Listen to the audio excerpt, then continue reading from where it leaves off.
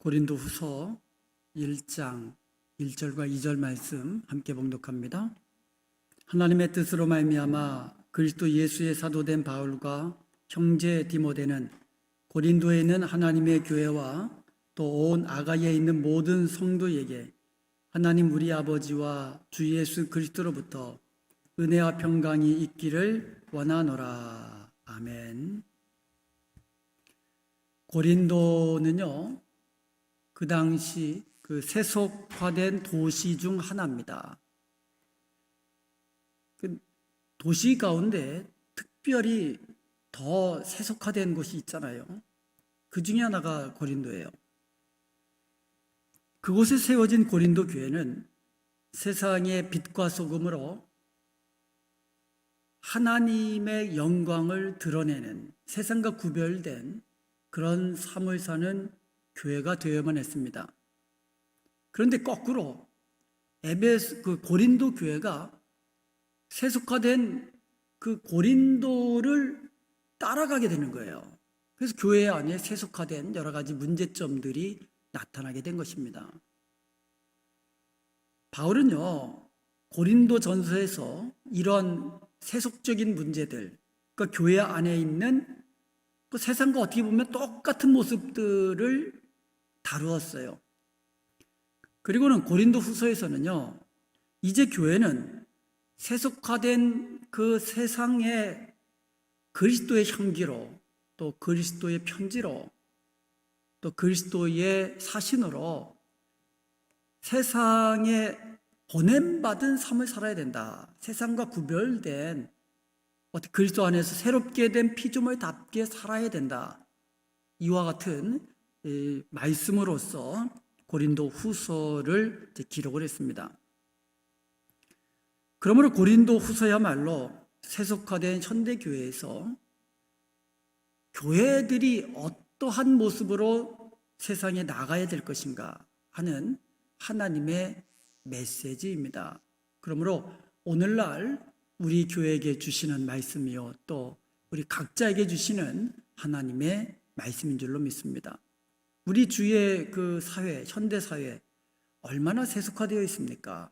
물질 문명주의, 과학 문명주의, 자기를 자랑하고 또 치열한 경쟁 속에서 살아가는 이 현대 사회에서 하나님께서 그 현대 사회 속에 있는 교회들에게 주시는 말씀, 우리에게 주시는 말씀으로 받고 고린도 후서의 말씀을 통하여서 하나님께서 주시는 음성 듣기를 원합니다.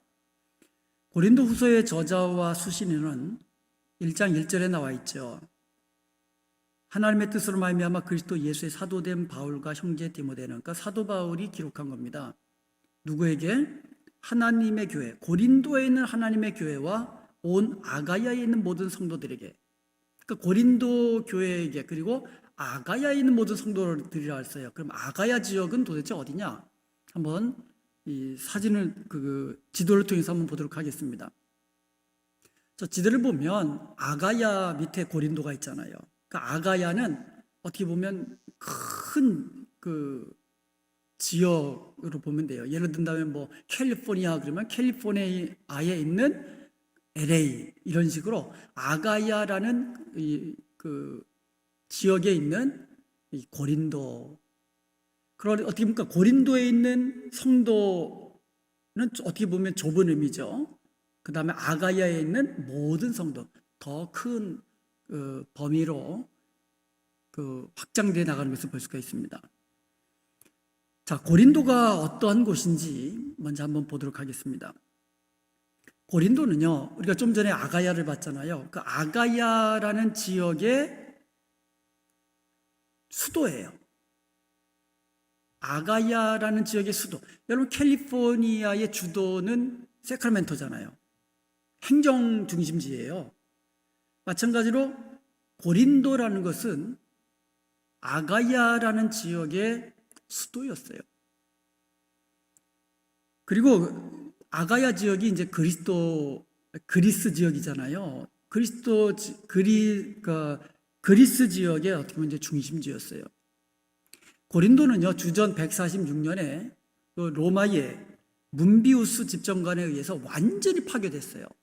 도시 전체가 완전히 파괴돼 가지고 약간의 신전들과 그 기둥들만 남아 있어요. 그 오늘날 그 고린도 가면은 그냥 신전 그냥 터하고 뭐 기둥하고 요 정도만 남아 있듯이 완전히 파괴됐어요. 그러다가 한 100년 동안 방치됐다가 줄리어스 시저에 의해서 주전 44년에 로마식 도시로 재건된 거예요. 현대, 그러니까 그 당시에 로마식 그러면 이제 그 당시에 현대식이겠죠. 거기로 이제 재건됐습니다. 그러니까 고린도의 역사를 보면 완전히 폐허가 된 지 채 100년도 안 된 상태였어요. 이 고린도라는 지역을 한번 여러분 보시면 알겠지만 지정학적으로 굉장히 중요한 곳이에요. 그러니까 군사적 요충지고요. 그 다음에 무역항이 있어가지고 무역의 중심지가 돼버렸어요. 그러니까는 고린도 그러면 군사적 요충지, 그 다음에 무역의 요충지, 그 다음에 행정수도. 그러니 고린도가 얼마나 중요한 지역인지 여러분 알 수가 있을 겁니다. 이러한 곳으로 뭐가 모여요? 돈이 모이잖아요. 그러니까 무역의 중심지니까 돈이 모이는 거예요. 또 행정의 중심지니까 사람들이 막 모이는 거예요. 그러다 보니까 신흥 부자들이 생기기 시작하는 겁니다. 빠르게 성장하는 거예요. 그래서 당시 로마 제국 내에서 알렉산드리아, 로마에 이어서 제3대 도시가 됐어요. 고린도가. 그러니까 대단한 그 당시 대도시죠. 그러니까 신흥 상업 도시이다 보니까는 신흥 부자들이 생겨난다 그랬잖아요. 그러니까 그들이요, 그 각처에서 온 철학가들과 예술가들을 후원하기 시작합니다. 그러니까 돈이 넘치는 거예요. 그 철학가도 후원하고 예술가도 후원하고, 그 다음에 도시에서 하는 시에서 하는 사업 이런 것들을 또 뒤에서 후원하고, 그래서 부와 덕, 명예 이런 것들을 자랑하는 도시가 되어버렸어요. 그러니까 부만 자랑하는 것이 아니라 어떤 그 덕, 그러니까 후원한다 이거죠. 그래서 덕도 자랑하고 명예도 자랑하고. 그래서 학자들은요, 당시 고린도를 공적인 인정과 명예를 얻기 위하여 자랑과 경쟁하는 분위기를 가진 도시다, 이렇게 고린도를 묘사를 합니다. 그러니까 명예 이런 것들을 얻기 위해서 막 자랑하는 거죠. 그것도 공적인 자리에서. 그러다 보니까는 이 갑자기 부자가 된 사람들 가운데 뭐 다 그런 건 아니잖아요. 사치하고 방종하는 사람들이 이제 생기잖아요. 그리고 항구 도시에서 흔히 볼 수 있는 어떤 퇴폐적인 모습이 나타나고요. 그리고 거리뿐만 아니라 신전에도 창녀들이 들끓었어요. 고린도에는 신전이 여러 개 있었는데요. 그런데 그 신전에는 특별히 그 아프로디테라는 이제 여신을 숭배하는 신전에는요, 여사제들이 있어요. 여사제들. 그런데 그 여신에게 숭배하고 제사하고, 그리고 나서 거기에 있는 여사제들과 행음하는. 그런데 이것이 신전 안에뿐만 아니라 거리에서도, 그러니까 주로 여사제들 그러면 대부분이 이제 창기가 되었어요. 그러니까 창기의 대부분 여사제였어요. 그러니까 거리나 뭐 신전이나 할 것 없이 성적으로 아주 타락한, 한마디로 고린도는요, 영적이거나 도덕적인 것과는 아주 거리가 먼 도시였어요. 자신의 명예와 부를 자랑하고 물질, 만능주의, 우상숭배, 그리고 성적으로 도덕적으로 타락한 그런 도시의 대명사가 되었어요. 고린도가 바로 그런 곳이었습니다. 자, 그러면 그런 고린도에 있는 고린도 교회는 어떻게 시작되었을까? 한번 지도를 한번 보겠습니다. 저 지도를 보시면은 선교 지도를 보여주세요. 바울이요, 제1차, 2차, 3차에 걸쳐서 선교 여행을 하는데요. 자, 1차 선교 여행은 소아시아 지역으로 국한되었어요. 그리고 예루살렘으로 돌아갔죠. 그 안디옥으로 돌아갔죠. 그리고 2차 선교 여행은 다시 소아시아 지역을 계속, 그러니까 교회를 개척했다는 곳을 이제 주로 방문하면서 계속 선교를 하고 있었는데, 갑자기 그 그러니까 이 무시아 지역, 그러니까 드로아라고 저기 있는데요. 이제 그 지역에서 이 복음을 전하려고 바울이 노력을 하는데, 갑자기 거기서 성령께서 복음 전하는 것을 막으시는 거예요. 예수의 영이 막으시는 겁니다. 그래가지고 드로아로 갔다가 거기서 환상을 보고 마게도니아 지역으로 넘어가게 됩니다. 그 마게도니아 지역에 넘어가서 첫 번째 지역이 빌립보예요. 그 마게도니아 지역의 대표적인 것이 데살로니가와 빌립보인데, 그리고 나서 아가야 지역으로 내려와가지고 고린도 지역에서 약 1년 반을 머물면서 복음을 전하고 또 거기서 제자들을 양성하고, 그래서 거기서 교회가 세워진 거예요. 그러니까 고린도 교회는 바울의 제2차 전도 여행 때 설립된 교회다, 이렇게 보시면 되겠어요. 그때가 바로 AD 50년경이었어요. 그런데 이 고린도에서는요, 여러분 브리스길라와 아굴라 부부 잘 아시잖아요. 그 부부를 만난 곳이 고린도예요. 그리고 고린도에서는요, 디도 유스도와 회당장 그리스도보를 포함해서, 여러분 회당장이 누굽니까? 유대교의 회당 알잖아요. 유대교의 회당, 그 회당장이에요. 회당장. 그 그리스도보라는 회당장이 또 회심을 하게 됩니다. 많은 사람들이 그 바울의 복음을 듣고 회심하고 세례를 받게 됩니다. 그래서 고린도 교회가 이제 세워지게 된 거죠. 그때까지는요, 바울이 가는 곳마다 핍박, 방해가 엄청 심했습니다. 그래서 얼마 있지를 않아요. 얼마 있지를 않은 게 아니라 얼마 있지를 못해요.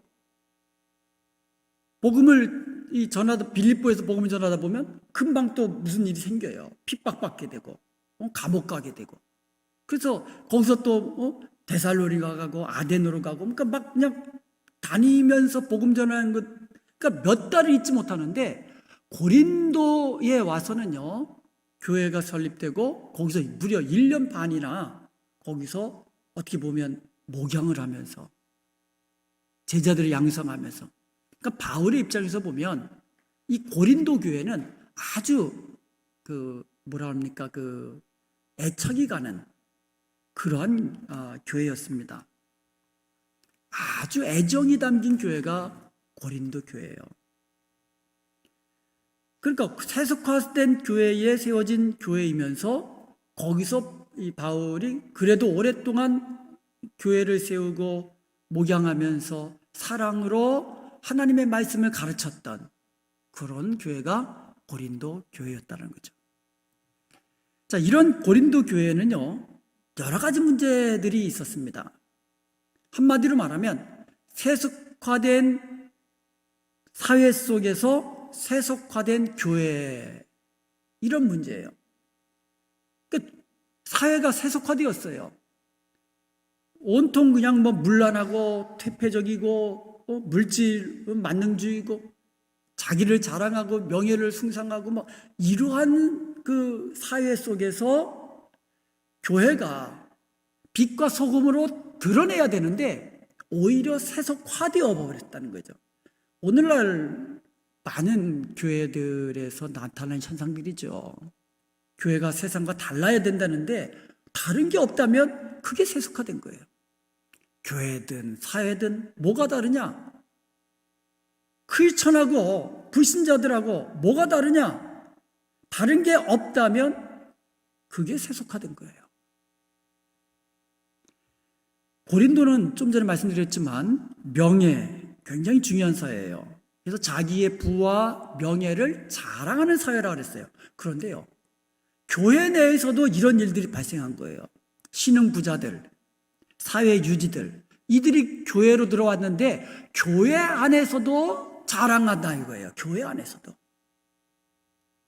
그래가지고 고린도 교회에 많은 문제들이 나타났습니다. 가장 고린도 전서를 보면 그게 많이 나타나는데요. 교회에 파벌이 생겨요. 파당이 생깁니다. 그런데요, 복음 전도자들을 놓고도 파당이 생긴 거예요. 당을 지어가지고 자기 편끼리 그냥 당을 지어버린 겁니다. 분열이 된 거예요. 뭐 베드로파다, 뭐 사도 바울파다, 뭐 이러면서 아볼로파다, 뭐 이러면서 그냥 막 파벌이 생긴 거예요. 아니, 복음 전도자들을 놓고도 파벌이 생긴 거예요. 자기가 좋아하는 이 전도자를 중심으로 파당을 형성한 겁니다. 그리고 성령의 은사를 많이 받은 교회예요, 고린도 교회는. 그런데 그 은사를 가지고도 자랑하는 거예요. 내가 받은 은사가 더 낫다. 아유, 네가 받은 은사는 아무것도 아니야. 은사를 가지고도 자랑하는 거예요. 은사는 섬기기 위해서, 봉사하기 위해서 하나님이 주신 건데, 성령께서 주신 은사들인데 그것을 가지고도 자랑하는 이런 일들이 생기기 시작합니다. 그리고 고린도전서 11장을 보면은요, 부자들이요, 자기들끼리만 모여서 성만찬을 하는 거예요. 아주 좋은 음식 가지고 와가지고 거기서 자기들끼리 먹고 자기들끼리 성만찬하고, 자신의 사회적 지위를 자랑하며 성만찬의 의미를 훼손하는 거예요. 그리고요, 우상제물과 우상신전에서 여사제들과의 성적 타락이 고린도 교회 안에서도 발생하는 거예요. 성적으로 문란하고 성적으로 부패하고 타락한 모습들이 고린도 교회 안에서도 그대로 발생하더라 이거예요. 이러한 이 고린도 교회의 이제 문제점들이 있었던 거예요. 이제 바울이 이제 고린도를 떠납니다. 이제 고린도를 떠나서 그러니까 고린도는 이제 아가야 지역에 있잖아요. 고린도를 떠나서 또 에베소로 가가지고, 에베소는 이제 소아시아 이제 지역에 있는 거죠. 그래서 고린도를 떠나가지고 에베소를 거쳐서 그리고 예루살렘으로 이제 올라갑니다. 그래서 제2차 선교 여행이 끝난 거예요.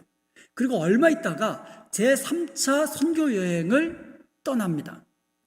그리고 제3차 여행 중에 고린도 교회에 이런 여러 가지 문제가 계속된다는 소식을 들은 거예요. 그래가지고 제3차 선교 여행 중 에베소에 있을 때 고린도 전서를 쓴 것으로 보입니다. 에베소에 있으면서. 그때가 바로 고린도를 떠난 지 3년 정도 지난 AD 55년경입니다. 그러니까 AD 50년경에 고린도 교회를 설립했다 그랬잖아요. 그래서 1년 반 정도 거기서 사역하고 다시 예루살렘으로 돌아갔다가 한 3년쯤 지난 후에 에베소에서 제3차 여행 중에 고린도 전서를 기록한 것으로 보인다 이거예요. 바울은 이런 고린도 교회의 상황을 이제 해결하고자 이제 고린도 이제 전서를 써서 보냈지요.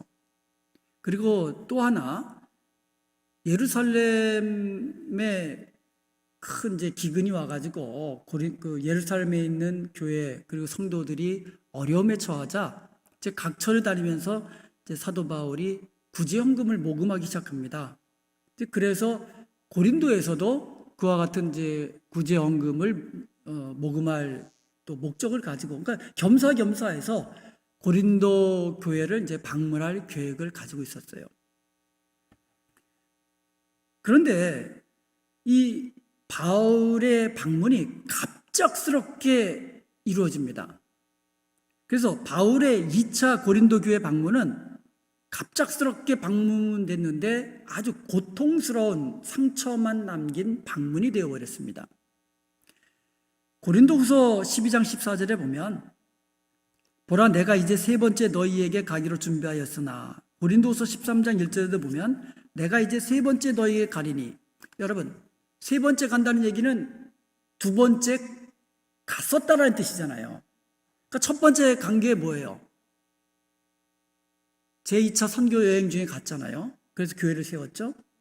그리고 이제 고린도 후서를 기록하고 내가 세 번째 너희에게로 가리라 했으니까 이 사이에 두 번째 방문했었다라는 뜻이 돼요.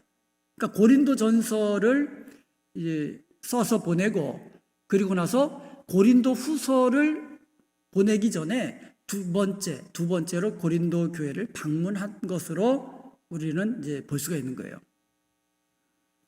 성경에는 기록되어 있지 않아요, 이 방문은. 그렇지만 우리는 그 문맥상을 보면 두 번째 방문한 것으로 보여요. 그러니까 그때까지도 고린도 교회는요, 우상숭배라든가 음행이라든가 이런 고린도 전서에 있는 문제들이 해결이 되지 않았어요. 그리고 또 하나, 거짓 교사들이 들어온 거예요. 거짓 교사들이 들어와가지고 다른 복음을 전하기 시작합니다. 그리고 바울을 반대하기 시작합니다. 그리고 교회를 혼란하게 합니다. 그래서 교회가 무너질 위기에 처한 거예요. 그러니까 이 소식을 들은 바울이 갑작스럽게 고린도 교회를 방문한 거예요. 고린도후서 2장 1절에 보면 내가 다시는 너희에게 근심 중에 나아가지 아니하기로 스스로 결심하였노니, 근심하면서 고린도 교회를 방문한 거예요. 그게 2차 방문인데, 그때의 방문을 굉장히 고통스러운 추억, 어떤 상처만 남아있기 때문에 다시는 그렇게 고통스러운 방문을 하지 않기로 스스로 결심했다는 말이거든요. 그러므로 제2차 고린도 교회 방문은요, 방문 목적도 달성하지 못하고 불신과 상처만 남긴 가슴 아픈 방문이었고 고통스러운 방문이었어요, 바울의 입장에서 보면. 고린도서 7장 12절에 보면 그런즉 내가 너에게 쓴 것은 그 불의를 행한 자를 위함이 아니요 그랬거든요. 그 불의를 행한 자라는 표현이 나옵니다. 그러니까 그 불의를 행하는 자가 그러니까 바울의 사도적인 권위를 아예 인정을 하지 않는 거예요. 바울의 사도직에 대항한 겁니다. 거기다가 바울 사도의 인격, 그리고 바울 사도의 사역에 대해서까지도 비난한 거예요. 그러면 고린도 교회 성도들이 바울 편에서 거짓 교사를 내쫓는 일에 동참해야 되는데, 고린도 교회 성도들이 공적인 자리에서 그냥 바울 편을 들지 않았어요. 그런 상황에서 바울이 무엇을 할 수 있겠습니까? 그래서 그대로 물러난 거예요. 어떻게 보면 서로 불신, 서로 상처만 더 키워놓고 돌아온 그런 방문이 제2차 고통스러운 방문이었어요. 그리고 나서 눈물의 편지를 씁니다. 고린도 교회 성도들에게 회개를 촉구하면서, 그리고 그 불의한 자를 권징하라는 그런 내용을 담은 아주 그 심한 어조를 담은 심각한 편지, 그렇지만 눈물로 쓴 편지를 보낸 거예요. 고린도후서 2장 4절에 보면 내가 마음에 큰 눌림과 걱정이 있어 많은 눈물로 너에게 썼노니 이는 너희로 근심하게 하려 한 것이 아니라 오직 내가 너희를 향하여 넘치는 사랑이 있음을 너에게 알게 하려 함이라. 그래서 이 잃어버린 편지라고 합니다. 성경에는 나와 있지 않아요. 성경으로 채택되지 않았어요.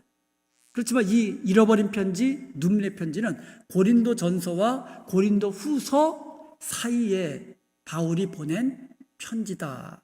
그러니까 2차 방문을 마치고 너무나 고통을 받고 왔거든요. 고통받고 돌아온 후에 많은 눈물로 회개를 촉구하면서 거기다가 그 거짓 교사를 비롯한 그 불의를 행하는 자를 권징하라고 그러한 내용을 써서 쓴 편지가 눈물의 편지다.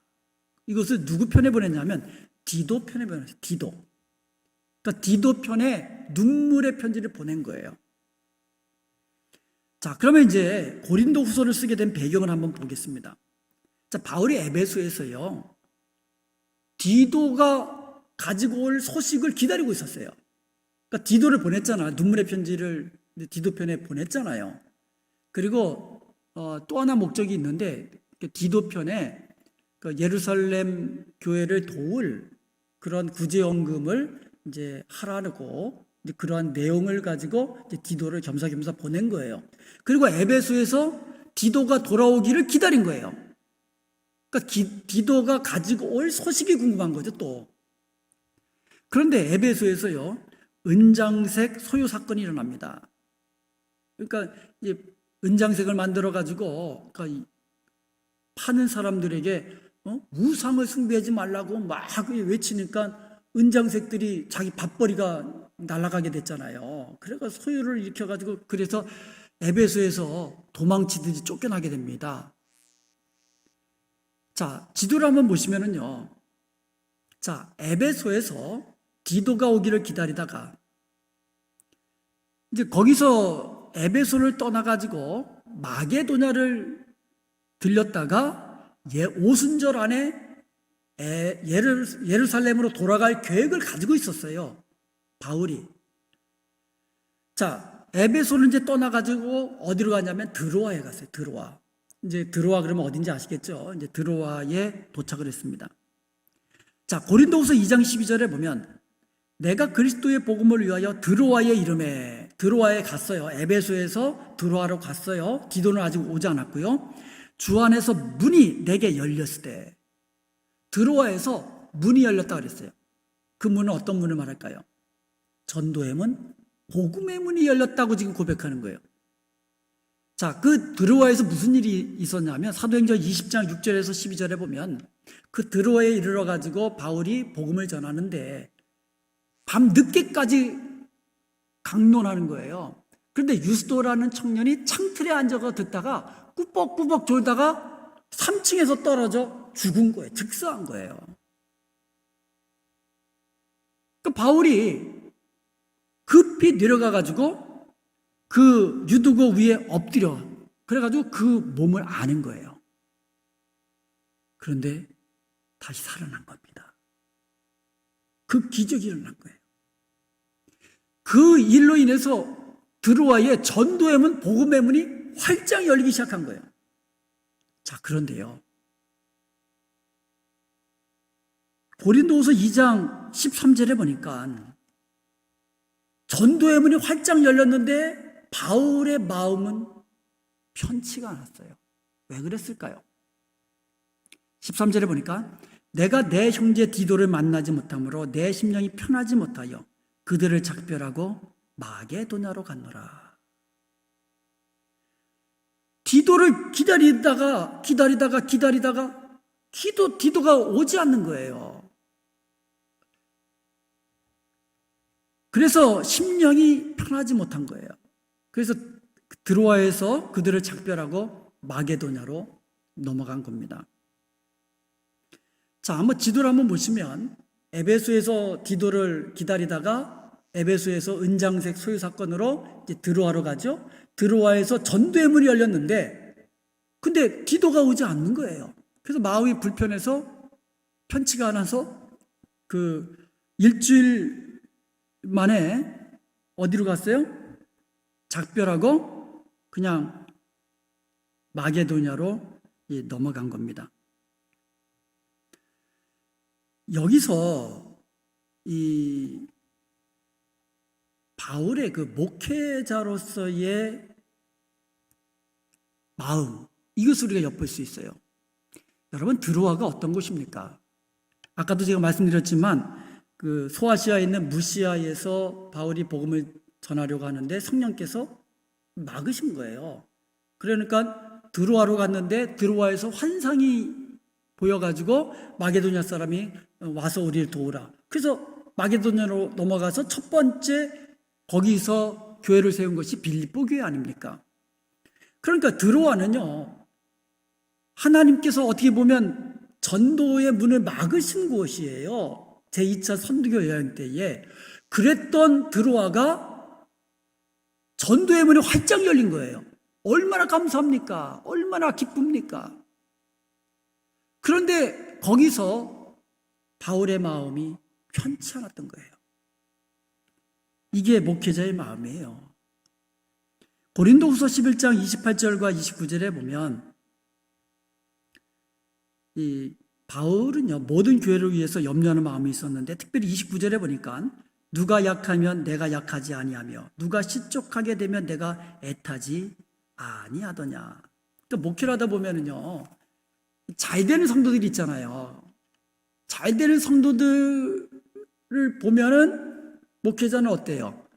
마치 내가 잘 된 것처럼 기뻐해주고 축하해주고 감사하고 하나님께 영광 돌려요. 그런데 교회에 잘 되는 성도만 있는 게 아니에요. 때로는 아픈 성도도 있고 슬픔 당한 성도도 있고 실패한 성도도 있고 또 자녀들로 인해서 고통당하는 성도들도 있고 또 그들을 보면 또 목회자들은 마음에 애타는 거예요. 마치 내가 그런 일을 당한 양. 그렇게 애타는 마음으로 그들을 위해서 기도해 주는 거예요. 바울이 이게 목회자로서의 마음이 여기서 우리가 엿볼 수 있는 거예요. 한편으로는 정말 전도의 문이 열려서 기쁜데 한편으로는 디도 걱정되잖아요. 고린도 교회 과연 어떻게 됐을까? 정말 사랑했던 교회, 사랑하고 있는 교회, 정말 애정을 가지고 기도하는 교회, 그 고린도 교회가 지금 어떻게 됐을까? 아이, 디도는 또 왜 이렇게 안 오지? 오고 가다가 또 괜히 무슨 일 당한 것은 아닐까? 이러한 마음으로 심령이 아주 편치가 않았던 거예요. 이렇게 마음이 불편한 가운데 드로아에서 마게도냐로 이제 건너간 겁니다. 바로 바울은 마게도냐에서 드디어 디도를 만나요. 그리고는 기쁜 소식을 듣게 됩니다. 어떤 소식이 듣냐면 고린도 교회가 눈물의 편지를 받고는 눈물로 회개하고 그리고 그 불의를 행하는 이 자를 권징하였다라는 소식을 듣게 된 겁니다. 이런 소식으로 인해서 바울의 걱정과 근심이 기쁨과 감사로 변했어요. 그리고 나서 그 마게도냐의 그 빌립보에서 고린도 후서를 써서 보내게 되는 겁니다. 자, 여기 고린도 후서가 기록돼서 보내게 된 배경이 여기까지예요. 좀 이해가 되시나요? 예, 고린도라는 지역에 대해서 우리가 공부했고요. 그리고 이 고린도 전서를 쓰게 된 배경, 그리고 나서 고린도 전서를 써서 보냈음에도 고린도 교회에 문제가 계속되니까 직접 이 방문을 했지만 갑작스럽게 방문을 했지만 그러니까 거짓 교사가 준동하고 그러니까 갑작스럽게 방문했지만 오히려 교회가 성도들이 바울 편에 서지 않고는 그냥 공적인 자리에서 그냥 어정쩡하게 지냈던 것 같아요. 바울 편을 들지 않고. 그러니까 돌아오면서 얼마나 고통스러웠겠어요. 그래서 고통스러운 이 마음으로 눈물의 편지를 써서 디도 편에 보냈다가 에베소에서 기다리다가 안 오니까 드로아로 가고 드로아에서 또 못 만나니까 마게도냐 지역에 가서 거기서 디도를 만나서 이 기쁜 소식을 듣고는 감사한 마음으로 고린도 후서를 써서 보냈다라는 거죠. 자, 그러면 이제 고린도 후서에 대해서 이제 살펴보도록 하겠습니다. 고린도 후서는 아까도 봤지만 기록 장소는 마게도냐의 빌립보고요. 기록 연대는 고린도 전서를 기록한 후 한 1년 이내에 쓴 것으로 이제 그렇게 봅니다. 그래서 고린도 전서가 AD 55년 이때 이제 쓰여진 것으로 보기 때문에 고린도 후서는 AD 55년 가을이나 AD 56년 봄으로 그렇게 봅니다. 그리고 고린도 후서를 기록한 목적이 몇 가지가 있는데 고린도 후서 12장 20절에 보면은요, 내가 갈 때에 그랬거든요. 그러니까 고린도 후서를 먼저 보내고 그리고 나서 내가 갈 때에 이런 말을 하거든요. 내가 원하는 것과 같이 보지 못하고, 그러니까 자기가 원하는 것을 보지 못하고 원하지 않는 것, 내가 보기를 원하지 않는 것, 그게 뭐냐면 다툼과 시기와 분냄과 당짓는 것과 비방과 수군거림과 거만함과 혼란이 있을까 두려워한다 그랬어요. 이 말이 뭡니까? 고린도 교회의 그 파벌 문제가 아직까지도 해결되지 못했다라는 것을 알 수 있어요. 그 다음에 고린도후서 12장 21절에 보면 또 내가 갈 때에 두려워하는 것이 또 하나 있었습니다. 내가 전에 지을 지은 여러 사람의 그 행함과 더러움과 음란함과 호색함을 회개하지 아니함 때문에 슬퍼할까 두려워하노라. 이 말이 뭡니까? 고린도 교회에 어떤 사들이 여전히 음행을 행하고 여전히 우상 신전에서 창녀들과 음행하고 이러한 일들이 내가 갔는데도 여전히 그런 일 때문에 슬퍼할까 두려워하노라 그랬거든요. 무슨 말입니까?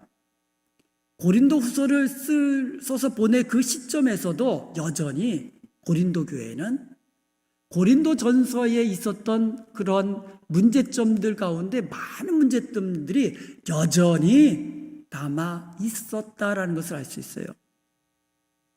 이러한 문제들로 인해서 이제 고린도 후서를 기록해서 디도편에 그 편지를 고린도 교회에 보냈던 것입니다. 그런데요, 고린도 후서를 기록한 더 중요한 목적이 있습니다. 더 중요한 목적. 이럴 때는 뭐라고 합니까? To be continue 이러잖아요. 다음 주 금요일로 하겠습니다. 정말 중요한 고린도 후서를 기록한 정말 중요한 목적이 있습니다.